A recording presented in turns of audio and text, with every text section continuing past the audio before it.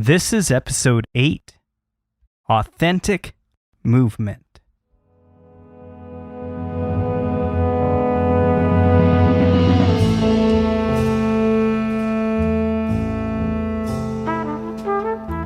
So one of the most rewarding things about JazzAntiqua Dance Music Ensemble is that we tell stories. This is from my favorite piece. It's from a piece called Elevation. The music was composed by a wonderful local composer, Brian Schwartz. And the piece describes the relationship of a man and a woman who've been together, but they're kind of just going through the motions. It starts with two chairs on either side of the stage, and they're slowly moving in towards each other. And as the piece goes along, they try and connect. They try and remember those things from their relationships, the moments where they loved each other, the moments where they hated each other, the moments where things were going so well or where they just felt themselves kind of drifting into a monotony. All of these moments happening, like in every relationship, you have your ups and you have your downs. And then throughout the piece, these things occur, and by the end, they try and make that one last effort to bring themselves together and realize that it's too late. And so just like the piece started, with the chairs and the dancers coming towards each other in the center, it ends with them slowly circling and moving their way out, finally making that decision to stay that way.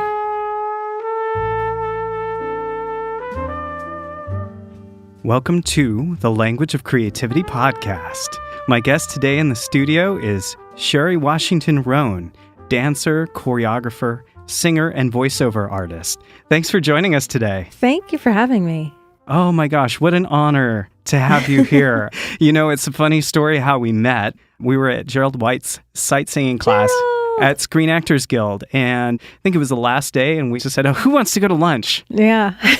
And we went to lunch, and I think we had like a 2-hour lunch that day. We were there for a hot minute. I think the service staff was laughing along at everything that was going on. It was like hilarity ensued. That's true, because we were not quiet. Well, it was Parnell Maricano and Stephanie Anderson and you and I, and it was basically all the theater people. Yeah, that's true. I haven't even thought about that. You're right. I should have been a theater major. All my friends were theater majors. Well, I'm very excited to speak to a dancer because on our show we really wanted to cover a variety of art forms, and my hope is that people can learn from each different format, even if they've never danced, if they're not familiar with the world. I was thinking about it, and dance is really one of those genres that's very dependent on another art form, which is music. This is true. In general, this is true. Yeah. There is some dance that is done without music or to poetry or different things like that. And that's really an interesting way to work as well, especially with poets. I myself have worked with poets in the past where you're dancing to their words and there's no music. It's really just about the connection between their words and their emotion and your body and how you make that come to life. I really do love working in that way as well. But for me, as a musician, I'm a singer, as you mentioned, but I also grew up playing piano and violin. So I hear music in a very deep way and deep place. So I love connecting my movement and my body and my dancing to the movement, actually putting it inside of it. You know, some choreographers kind of like make a dance and they just set it on top of the music. That is not how I like to work. I have a very hard time working that way. I have a hard time ignoring the music and just moving over the top of it, which is one of the reasons I love the work that I do with JazzAntiqua Dance Music Ensemble. That's a company I've been dancing with for 10 years because we really try and embody the movement and get inside it and make like everything connect on the most minute levels. It's so fun to watch. I'm not as well versed in the dancing world, and so that's one of the things I was excited about today was you could teach me some things about what it's like to connect on that level. But I understand that layered, emotional, felt musical connection. As a music producer, as a performer myself, I think that's what drew me to music, was that connection. And I feel like when you deliver that to an audience, that's when the magic happens. Mm-hmm. Yeah. Music on its own can move you in a very visceral way. Like it can take you back. You know how you have that sense memory of certain things. Certain songs will take me to a time and place, and I'll feel the things I felt when that was going on. My son, when he was younger, if he heard a certain song, it would take him back to a movie in a moment. And, you know, music works that way. And then when you can connect that with a dancer and how they're using their body, how they're telling story, and really sharing part of themselves with you.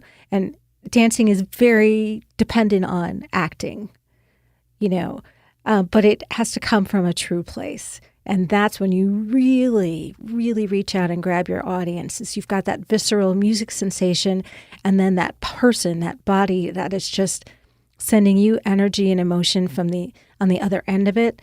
And there's really nothing quite like it. Well, you know, I guess it would be sort of related to acting in the way that you have moves that you're rehearsing, unless you're doing an improvised dance. And those moves are very specific, and they require a lot of repetition.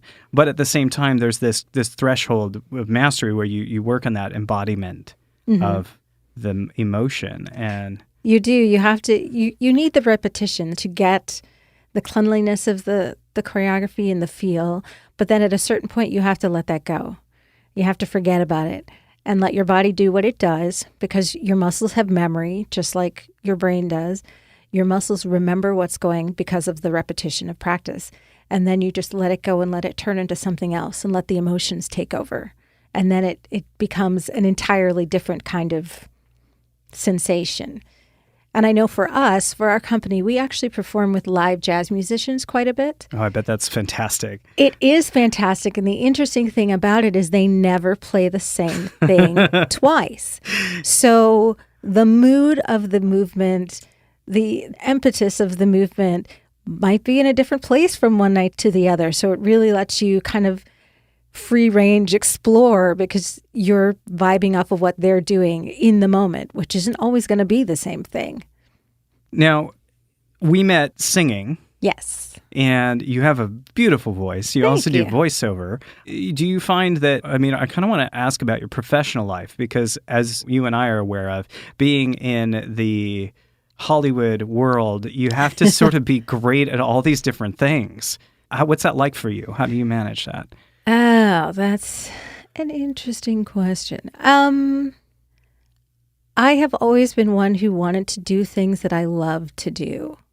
I love doing voiceover. I love dancing. I love singing. I actually like doing VO better than being on camera.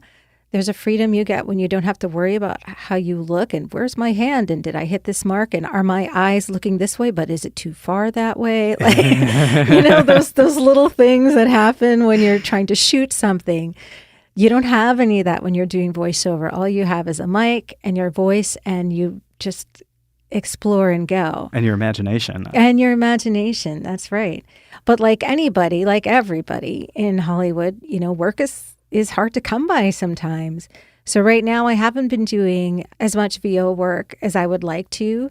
That's one of those things I'm trying to change, you know, as the new school year begins. And I have kids, so I still work in the school year realm as opposed to the calendar year. But I've been dancing quite a bit.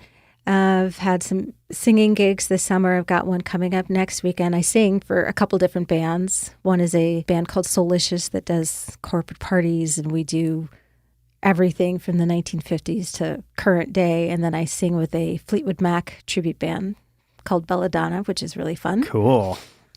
So, you know, there's work there. And then I also work as a instructor at a children's musical theater company called Jaxx Theatricals, which has been like my most consistent work.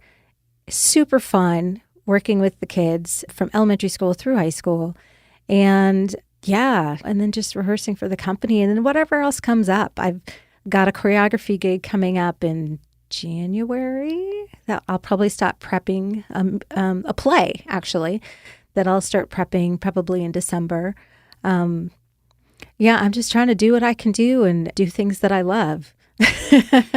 Well, it sounds like you are doing that. And one of the reasons I was extremely excited when you said yes to this interview is that you were cast in one of my favorite stories of all time, which was from 2000 to 2003. You were part of the original Los Angeles cast of The Lion King. That's right, yeah. Oh my gosh!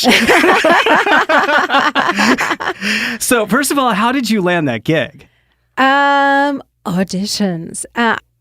It's interesting. When the show started in 1997, I was here and I was dancing for Lula Washington Dance Theatre. And of course, everyone who was in the performing arts, dancers, singers, especially if you were Black, when that show came about, we were all like, how do I get in on that action? And so I had sent them my resume. I went in, I auditioned here. And then I got, called back, and then I didn't get hired in 1997. Oh, well, that's okay. And so in 2000, when they decided to have an LA cast, of course, performers from LA were coming out of the woodworks. People who normally only accept leading roles were like, I'll take ensemble, whatever, let's get it together. Wow. And through a series of auditions here, I think there were four. I ended up getting cast as a singer-dancer swing, which means you learn multiple roles. So I, through the course of my time, knew 11 different roles in the show, and whoever happened to be out because they were injured, sick, on vacation, or whatever, I would swing on in and do their part. And sometimes there were more than one person, so the swings would swing parts throughout the show. You'd be one person in this number and another person in that number, and on the singer end of that, you also had to swing their vocal parts. Yeah. Oh, my gosh. So I loved doing that show because I like a challenge. I like my brain being challenged. And as a swing, it's always different. You're never going on for the same part, unless it's like a week. But for a super long period of time, it's always somebody different. And it just keeps it really interesting, and it keeps you on your toes. You can't kind of rest when you're going to be somebody different. You have to know all the parts. Really, Yeah. Does that help you as a choreographer now, having that experience of swing and doing so many parts in a show? It has actually. I actually worked at Disneyland as a maintenance choreographer as well for 7 years. I started out as a performer there as a swing. In Snow White, I was a porcupine. Thank you very much. And when I got pregnant with my son, I switched jobs because when you're a swing, you get kind of like an all-stage view of what's going on. You understand that if there's 3 dancers over here and 2 over here and one on the right side is gone, then you need to switch so that it's even. Like you get that kind of, almost like a director's point of view. You see the whole and not just the little individual pieces. Right. And so that really helped me as a maintenance choreographer at Disneyland because we did casting, we worked on shows, we taught shows, we maintained, did the daily kinds of things. So you have to look at the grid and be like, I have 3 princesses and I have to have some out for this amount of time and some for that amount of time. And the fuzzies, those are the people who wear the heads, can only be out for that amount of time. But you still have to fill up the whole day and have no gaps. Like we called that grid brain. So being a swing really helped me with my grid brain. It helped me understand all that and see that whole picture and be able to work it out. So I love it. Did you meet Judy Taymor? I did. I did meet Julie Taymor. Yeah. She worked more with the principals than she did with the ensemble, but we did get to work with her quite a bit. It was we met quite a few people. It's brilliant. It's brilliant direction. My wife took me for my birthday one year. The Lion King, the original Lion King, is my all-time favorite movie ever. And I just watched the new one last week. And how did you like it? I actually enjoyed it. I know it's mixed. Yeah, I've heard a mixed bag. I really enjoyed it because it was like reliving the original with all the music and lines, but they changed it just a little bit and the visuals were different. So it was kind of like, it was like reminiscing in a way. That's what I thought was pretty neat about it. But okay. Yeah, I haven't seen it yet. Oh, okay. It's been a busy summer. It's been a very busy summer. I barely got to see it. I had to sneak in, while the kids were at school because it was like, all right, if I get to see one movie this year, I'm going to do that. Sometimes you have to do it that way. Yeah. It says on your bio that you were the understudy for Sarabi. Yes. Wow. And that was one of the leading roles. Yes. Yeah. That was one of those things where through the process of, at the beginning of rehearsals, they had auditions for understudies, and some people were already contracted as understudies for roles like Sarabi. We auditioned when we started, and so I was one of the fortunate people who got to play that role with Rufus Bonds as my Mufasa. I have the Lion King cast recording on repeat. Like, Mamela is probably my favorite song, and the reprise of that. It's just such rich, soulful, musical story. Yeah. One of the interesting things that everybody might not know about Lion King is in all of the cast, except for Japan, there are generally 5 South Africans, performers from South Africa that come and they're part of the show. And part of the reason for that is Le Bohème, who did a lot of the music. There's a sound, a richness, a tone that they have in their voices that we don't have, that is hard to emulate. And so he wanted it to be as authentic as possible. So you have those singers and they just mix in with everybody else, and it really gives that beautiful, rich tone. Yeah. And it sounds different. There's something different about the way they perform, their energy, the way they sing. There's a nice round vowel that's so yeah. And you can teach us what the vowels are, but the tonality, just the timbre of their voices is different. It's just different. And so it's really lovely to have that and to have them come and be a part of the family, and just to learn from them and everything. They have such a great spirit. Walk me through some of the choreography from the show. Is that permissible? Will the Disney gods come and get us? I'm curious because obviously, if you've never seen The Lion King, they have all these very intricate props, puppets. They're puppets, yeah. Yeah, and so you're seeing the dancers. You're usually, what are you wearing, like morph suits or? Depending on what you're doing, like all of the girls' costumes, depending on whether you're a dancer or a singer, they're all corsets. So they might be, a leotard with like pants with a corset, and then you have your lion head. The singer heads are different from the dancer heads because the dancer heads have a silk that comes all the way down and connects to their pants, connects to their waistband. Whereas the singers, it's more one giant silk that goes from the bottom of the head and connects to the bottom of the feet and the arms, almost like a flying squirrel. How do you move? I would trip over it. It's because you have cuffs. You have cuffs on your wrists and you have cuffs on the bottom, so it keeps it away from your feet and things like that. But with the dancers, one of the most effective parts of is when they take the heads off and they bend over and put them in front of them, then the silk billows out like the back of a lion running. Wow. Which is really a beautiful visual when you see it.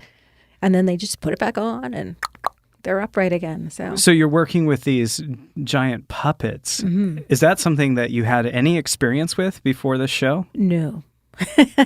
What did you have to learn? No. There were different kinds of puppets. We had shadow puppets, which are basically like an image printed on a heavy, clear kind of almost piece of paper with a stick on the bottom. So you'd hold the stick, and that's how you'd move the puppet. And you could spin it and do different things like that. For the hyenas, the puppet part is the head. So you can take the head off and you can put your hand in, that head actually is connected by strings to your head, and you can put your hand in and make it talk. And then you have little crutches basically to be the front legs. So you're running around on your back legs and then the front 2 crutch legs, and then you put your hand in the thing and you can clip the crutches together so that you can talk with the head. All sorts of different kinds. All sorts of different kinds. For the I Can't Wait to Be King, the female dancers had giant giraffe head puppets, which is, I don't know how long these are, probably 10 to 14 foot pole that goes into a strap on your waist, and then you get to move it down. You've got like a safety harness, and the pole clips into the harness, and the fabric covers the pole with the head on the end, and the head is loose so that when you're moving it, it kind of, when you go down and when you go up, the head kind of moves like the giraffe is dancing, like the giraffe head is dancing. That was one of the most challenging puppets. That was actually one of the first things I couldn't do once I found out I was pregnant, because I had my daughter during that show.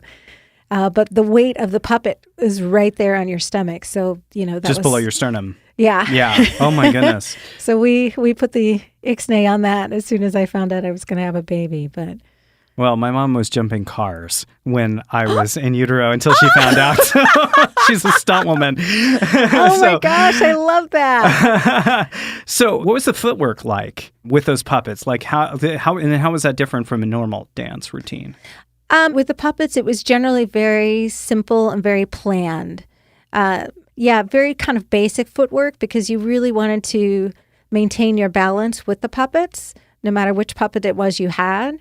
The hyenas were a little bit crazy because they tend to run around and cackle and, and just be crazy. So you had a little bit more freedom with that one because they were sort of wild. But with the others, it tended to be very deliberate. And it was also deliberate in how you manipulated the puppet to look like the actual animal, like the cheetah. There was a very specific way you had to move your shoulders and your feet with the puppet to make the cheetah look like a cheetah walking and not like a person holding some sticks in their hands. It's amazing to watch. You would think that you would always be aware these are puppets, but when you're watching the show, you get into it and you completely forget that this is choreography. Yeah. And it's really quite a sight to behold. And that was also one of the reasons Julie Taymor wanted the faces seen. She wanted all of the actors' faces seen, is because she wanted you to see and feel the animals, but she also wanted you to be able to see and feel the emotions of the actors portraying those parts. It's pure magic. I can't even believe that I got to see it. So you got your start early on with dancing. You were a musician, and then you moved out here and attended Lula Washington Dance Theatre. Yeah, I started dancing with Lula 3 weeks, actually, after I moved out here. It's kind of a funny story. I came to LA and I had just left Indianapolis Dance Company, which is now Gregory Hancock Dance Theatre in Indianapolis. And I was like, I got to take class because I want to get jobs. I can't just sit around. And Lula's studio was the one that was in the same area code that I was in. So I was like, okay, it can't be too far, which is how I happened to go to her studio. And I happened to go to her class. And so I was like, oh, this is a really great modern class. And so I kept going. And, about 3 weeks in, her husband was like, so when are you going to come dance with our company? And I was like, tomorrow? Okay. Like it was the easiest job I ever got. There was no audition. I just happened to go to her class and keep going. And her class was very difficult, very different from what I was used to doing, but I loved it, which is obviously why I kept going. And got asked to join the company and did from there. I danced with her for 4 years until I joined the cast of The Lion King. Tell me a little bit more about your origin story regarding dance, but music as well. Oh my gosh. I was always that kid, that cheesy kid that wanted to perform and whatever. When I was young, my mother took me to see, my mother was actually a musician. She was a singer and a pianist, and she was a music educator with Milwaukee Public Schools for 34 years. So she was always, the maven of culture. She'd take me and my cousins to see dance performances and ballet, and I saw the Nutcracker, good old Nutcracker, and I was like, I want to do that. And I was 5. And so that summer, she started me in ballet classes at William Riley Academy of Ballet. And I loved it. When I graduated from kindergarten, previously to that, they said, what do you want to be when you grow up? And I was like, I want to be a dancer. And I was very sure and I was very clear about it. And that was kind of the beginning of everything. I also sang with my church choir as a child. And so I did my first singing solo when I was 7 for some church event. My mom was supposed to sing, and she got laryngitis. So we worked up a song, and I don't even remember what it was, some spiritual. Huh. And that was my first time singing in public. And, anything creative, I loved to do. I loved theater. I would take acting in the summer, with the rec department in Brown Deer, where I grew up in Wisconsin. And that just started my path. And I've always been kind of one of those kids, even when I was younger, who was kind of goal-driven. I said, I want to do this. And then I just find a way to do that. I want to be the student director of the chamber choir. Are you in the chamber choir yet? No, but I wanted to be the student director. And so I just made that happen. I just did what I had to do to reach that goal. And I've always kind of been that sort of person. Yeah. And my daughter is that way, actually, right now. Well, so you have 2 children. I was going to do. ask you about that. So as a working performer in LA, how do you balance being a mother? Very carefully. But it's one of those things where I wouldn't trade the decisions I've made. I've always been a working performer, and I want my kids to see me doing what I love to do, but I don't want to neglect them, So I haven't really taken any jobs that took me away for like months and months and months and months at a time. When I was working at Disneyland, I quit my job as a choreographer there, partially because I would leave early in the morning, before my kids were up or when they just got up, and I would get home at like 7:30 and have like a half an hour with them before they'd go to bed. And that just wasn't enough. I was like, I need to spend more time with my babies.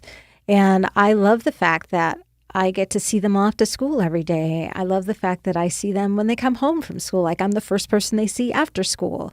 I might drive them to their dance classes or their play rehearsals or whatever, and then pick them up, and then we're going to go to my rehearsal. So they're really a part of your life as a They artist. are. Yeah, that's amazing. They Are they also artistically inclined? Oh my gosh, yes. They both are. They both want to be on Broadway. My daughter is coming from the side of, she's a dancer first, but she's a great singer and an amazing actress. So she's kind of going through that route. My son is a musician first, and he's learning to dance. He's been taking company class with my dance company this last year and really trying to get his dancing skills up. And he's been doing musicals. And so he's kind of coming from the musician singer route, but they're going to the same place. That's so cool. Is there anything that you steer them away from, having been in the industry and seen everything that you've seen? The only thing I steer them away from is, especially as young performers, is anything like inappropriate. Like if, someone sends my daughter a script and there's a ton of swearing or whatever, then I'm like, my sentiment is there's time for all that. There's time to be a grown-up. There's time to speak inappropriately. There's time to do all that. Why sully your young years with a bunch of craziness? So that, we try and steer them towards things that we feel are appropriate. And what are your support systems in parenting? You have a partner? My husband, who is amazing. And he's actually an art director for a production company. So he's an artist as well, but he has like a regular job and a regular paycheck and things like that, which is with nice. Regular hours and benefits. Yeah, exactly. Which is really nice. But he's great. He's so great and super supportive of all of us. He's like, here's a plan for doing this. You guys should make a movie over the summer and you should write it and da-da-da, He's really, really, really wonderful. I don't think I could do it without having that kind of support. When I would go out of town when I was younger for, 3 weeks with the company or whatever, and people would be like, what about your kids? And I'd be like, they're with their dad. Well, aren't you concerned? They're with their dad. No, I'm not. He's my husband. He's their father. He loves them like I do. He will take care of them, I think our partners are very important. Yes. Pieces of what we do as artists, because that can make or break your ability to thrive. It's true. It's true. I'm always amazed when people marry someone who doesn't support their art. Even when we got engaged, the director of the company I was with asked my husband, who's like, so when's she going to stop dancing? And his answer was, well, I'm marrying a dancer, so she's going to dance. But a lot of people, you know, when they get married, they just like let all that go. It's like, no, that's who I am. And he understands that. And he's always been very supportive of that. So that's one of the things I really respect about your energy. That's one of the things I really admire about my mother is that you have to do what you do, and somehow you've managed to be a great parent and a conscientious parent and still be authentic to who you are in life. I want my children to be that way. You know, I want them. It's important. If they, you know, we weren't the parents that pushed them into the arts. My daughter was running around, sticking her leg in the air for years before I ever put her in a dance class. She started really training in dance when she was 7. Most dancers that I know, as soon as that kid is 3, they're like in Dolly Dinkle's class doing whatever. Yeah. And I didn't want to push my passions onto my kids. We really wanted them to discover their own.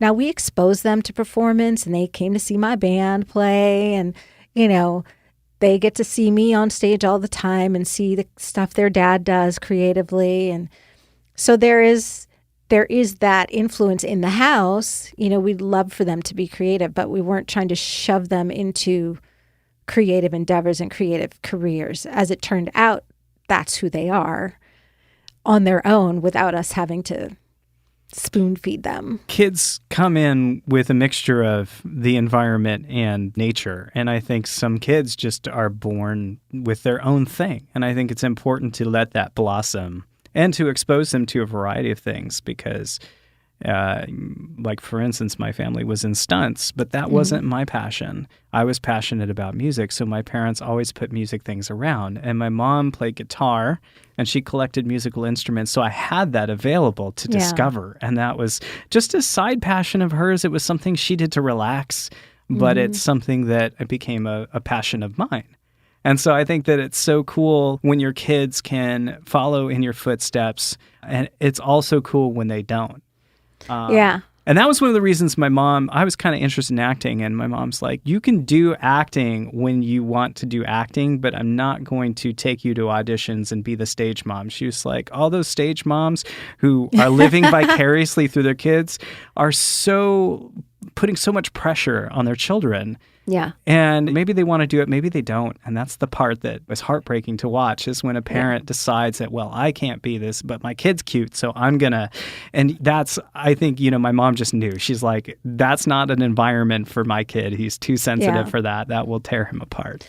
It's interesting because my kids have been in that environment, but I think like anything, it starts at home. We were always very clear with our kids.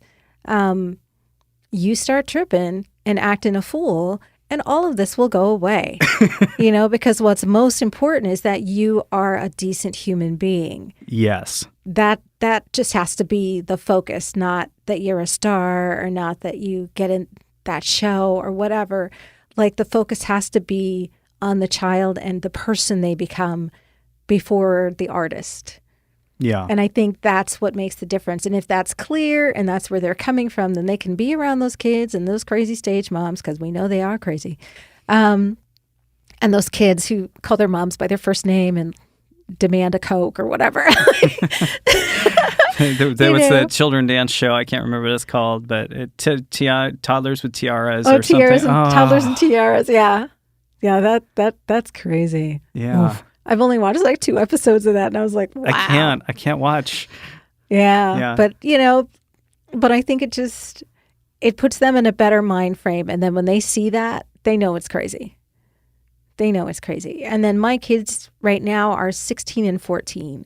So they are to the point where they have actual gratitude for how they were raised. They have gratitude for the strictness. They have gratitude that we didn't just let them watch anything, They still don't have the code to our Netflix, It's like, Good. My daughter's like, I want to watch this. And she's 16 already. And I'm like, we'll watch it first and then we'll tell you if it's okay. And that's fine. Some people think that's crazy. But like I said before, they only have so long to be kids. There's so much out there. And innocence, it's important. And once it goes away, it doesn't come back. Yeah. It doesn't come back. Yeah. So. All right, tangent time. Okay. Woo-hoo. You just got your black belt. Congratulations in Thank Hapkido. you. My second degree. Yeah. Wow. So in addition to dancing and doing all this other full-time stuff that you do, you're also doing martial arts, yes. Which means you're in phenomenal shape. I wish I was in better shape, but I do okay. Hapkido, is that related to Aikido? It is. It's another Korean martial art form. It kind of combines some of the best parts of Aikido and Taekwondo. But one of the tenets of Hapkido is circular motion. So using the opponent's energy against them. And one of the reasons I love this art form, shout out to Song's Hapkido, woo woo, love you Grandmaster Song, is that it's a really great form for women because it's not all based on brute strength. It's really about getting your opponent's hand or arm or whatever in the right position and how you use your body to turn the tables on them during an attack. And we have takedowns, we have kicks, we have punches and rolls and all of that kind of stuff. So it's great. There's a variety of things and you can kind of figure out what works best for you. It's not one of those art forms where unless you move this way, kind of like dance, like Martha Graham, her technique doesn't really work for me because I don't have super open hip sockets. So her movement hurts my body. Which is an important part of longevity, is listening to your body. So, I'm not going to do that. But this is a martial art form that kind of is a mixed bag, and it's got a little something for everybody. So whether you're young or old, the techniques work. You can do a front kick to the head. You can do it to the groin. You can do it to the knee. If that's as high as your leg goes, if you perform the technique correctly, it's just as effective. So... Have you ever had to use your black belt? Fortunately not, no. And that's why you have it. And that's why I have it. I found a book called The Art of Peace, and that's by Master Ushiba, who was the founder of Aikido. One of the things I liked about his philosophy was in that art form, you're actually protecting your opponent from injury. And so it's about how to use their energy that they're coming at with you and redirect it for something peaceful. And I think that was a great life philosophy. Yeah. I really liked that book because it's just little sayings and it's just a little meditation that you do. But I studied Taekwondo, but I only made it to green belt. So I do know about the difference between like the more dynamic movements with the strength-based. Taekwondo has a lot of the counterpoint movement and a lot of strength. And so the fluidity is definitely something that interests me because it's just so beautiful to watch. Yeah. And it is choreography. I have some friends who are professional fight choreographers, and that's what it is. It's a dance. There's all these steps and all these moves. That brings up a lot of questions, though, about your work because there's the choreography part, which I don't know very much about and would like to know more of. And also there's the how do you protect your body from injury and train your body without repetitive strain and motion? The biggest part of that, I would say, comes from having a proper base. As a dancer, you have a technical base that's usually ballet based, and you build it up from the ground up. I was really fortunate when I was young to study with William Riley, who worked with the individual student. As I've already said, I don't have huge open hips, so I didn't have one of those first positions that was like a 180-degree line. That was not Shari. So with me, he said, work on your upper body and make that beautiful and learn how to move that, and no one will ever notice what your legs are doing. Right. That's brilliant. One of the best lessons I ever got because I have a really beautiful port-a-bras. I know how to use my torso and my upper body really well. And my legs, they go up, but not as high as some others. And if you look really close, my foot's probably not going to be as turned out as some other people. But by helping me to learn how to use my body and my strengths and my weaknesses, it made my technique strong. as opposed to places where they try and force you to get that 180 degrees. And then when you're young, it kind of ruins your knees. That would be the stereotype of ballet in general, is that it's very rigid. And if you're not perfectly in step and in position, that you're just going to get beat over the knuckles with a ruler, right? It can be a little bit. It can be. But it depends on the teacher. It depends on the teacher. And I was really lucky to have such an excellent teacher from the time I was 6 until I went to college. And then every time I came back home. So even now, if I take a ballet class, even though I don't have the crazy high legs or whatever, the teachers often comment on how strong my technique is. And that is what has helped me last as long as I have. I always tell students when I'm teaching, I'm like, you have to learn how to do an attitude before you can tilt it, twirl it, and roll it on the ground and come back up. And the more the more you learn how to use your body properly. And we have a really good technique that Pat has devised for our company as well. Like when we move our arms, we move from the center of our back out. And there's always opposing energy, which actually comes in handy in martial arts too. There's always forces going each direction. It's never just one way or the other. So you're not going to wear out your shoulder just trying to move your arm on its own because it's coming from the center of your body. Right. It's coming from somewhere deeper that's got bigger muscles that's going to help it out, you know? Yeah, well, let's talk about mentorship, because you did touch on an important point with that. Getting the right teacher who can identify your strengths and your weaknesses and coach you through something maybe they learned the hard way with an ACL entry or something like that. Right. It makes a big difference. And you teach as well. I do. Yeah, tell me more about the experience of working with students and kids. I love teaching. I love helping students get something out of themselves they didn't know was there. One of the things that I really love to focus on when I am teaching, especially dance, is storytelling, because it's so important to being a great performer. I think it's one of the reasons that I get away with having my legs a little lower or whatever, because I'm really giving the audience a part of myself. I'm really telling a story, and that's what draws them in. That's the thing that moves people. That's the thing that makes people think. It's not just like, you could have a leg up to the sky, and if there's nothing going on in your face, if you're not giving any energy to the audience, who cares? Right. It might be beautiful, but, so is a statue. And that's not going to move me. And I want to move people. And so I feel like it's really important to teach kids how to do that, to give them the assurance that they are unique and that their story is theirs alone. And that's what they want to share with people. Nobody else has your story. Nobody else has my story. Right. So it's very important. And then I also like to do that because I think right now, especially with cyberbullying and online craziness and all this, there's a lot going on in the world. They're exposed to a lot. Some of it amazing and some of it very negative. I think it's really important for kids to learn how to express themselves and get some of that emotion out, preferably through an art form, which will be safe and creative and not through some other more rebellious kind of tactics. And I think if they can really learn to live in themselves and feel good about themselves as artists, no matter what their level of technique is, then I think it makes a big difference for them. Talk to me about Dance and Dialogue. Dance and Dialogue.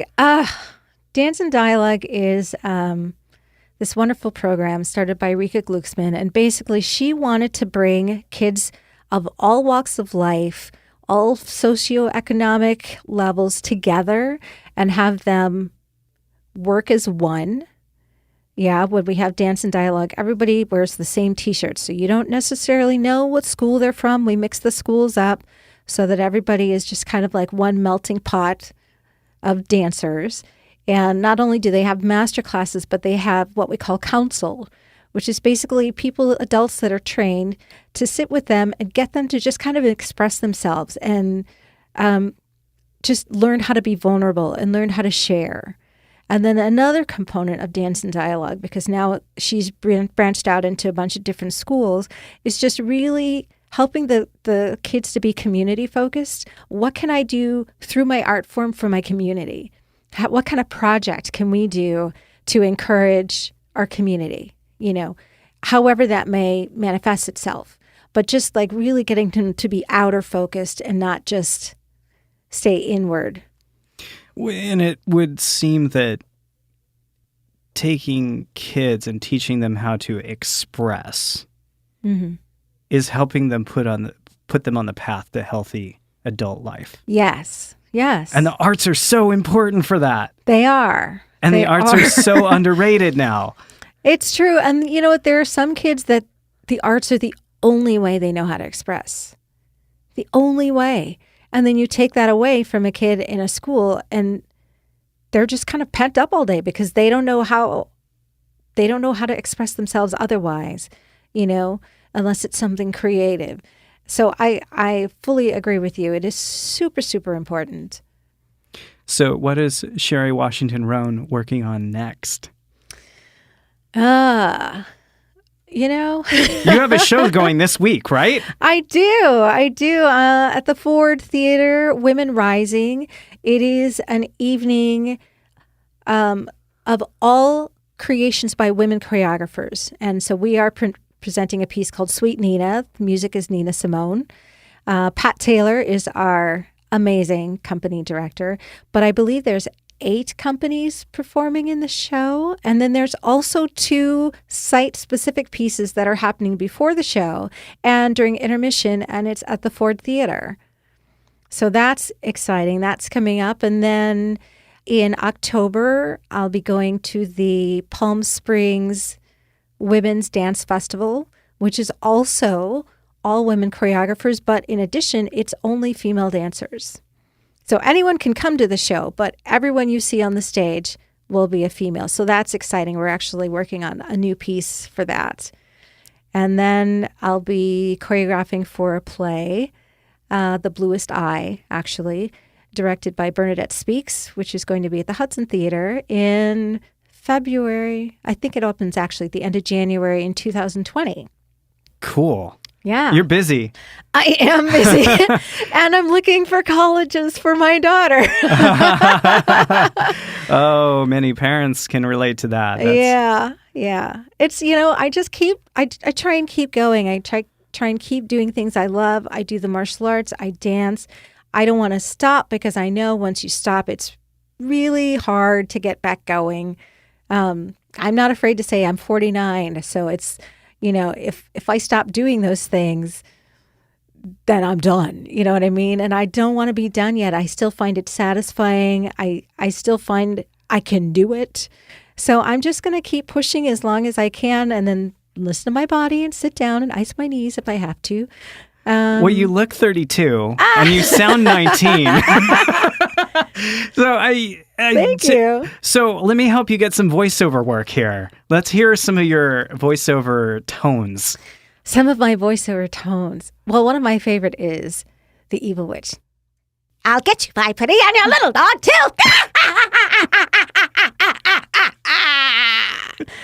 That's always fun. And then it's always fun to do like M&Ms, speak from your heart with a little bit of chocolate. Something random like that. I like doing a little bit of everything. Yeah.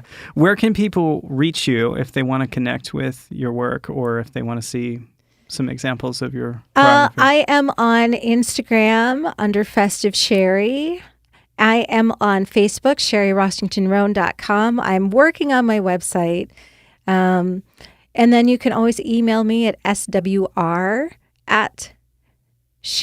Rhone, RHONE. Sorry, Shari is SHARI, RHONE.com. Well, I am so excited to see you again. And thank you for agreeing to come and be on the Language of Creativity podcast. It was my honor to have you as a guest. Thank you for having me. I really love being here. Since the first episode of this podcast, we've been featuring music from Lobate's Scarp in its unfinished format. But we are really excited to announce that this song, Nothing Wrong, is officially available today. If you like what you hear, please support this podcast by following the link in the show notes.